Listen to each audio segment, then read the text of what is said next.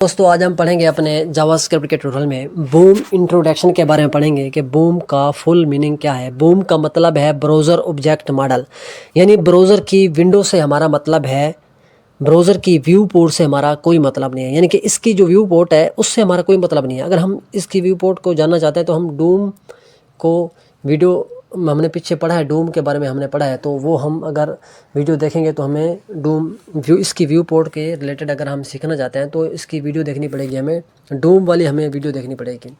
अब हम बात कर रहे हैं ब्राउज़र की, तो ब्राउज़र ऑब्जेक्ट मॉडल की बात करें तो ये ब्राउज़र कोई भी हो सकता है, यानी कि क्रोम है, फायरफॉक्स है, ओपेरा है, इंटरनेट एक्सप्लोरर है और एज है।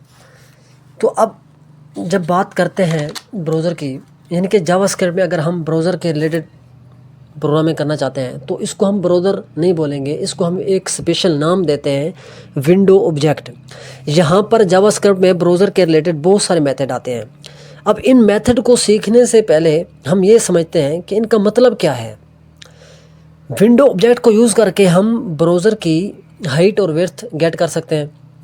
विंडो ऑब्जेक्ट को यूज़ करके हम ब्राउज़र की विंडो को ओपन भी कर सकते हैं और क्लोज़ भी कर सकते हैं। हम इसको रिसाइज़ भी कर सकते हैं और मूव भी। हम अगर बात करते हैं रिसाइज़ और रिमूव की, तो वो हम माउस की बात नहीं कर रहे, यानी कि हम इन रिसाइज़ और मूव करने के लिए इनके इनबिल्ट मेथड आते हैं, उनके ज़रिए हम इनको यूज़ करते हैं। रिसाइज़ और मूव भी करते हैं और स्क्रॉल भी करते हैं।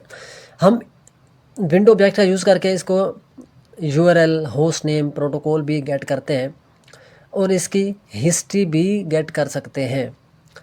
तो ये एक एक जितने भी हमारे मेथड हैं इनको हम एक एक करके पढ़ेंगे। आने वाली वीडियो में हम एक एक करके इस सबको देखेंगे। तो ये था हमारा ब्राउज़र ऑब्जेक्ट मॉडल का इंट्रोडक्शन था।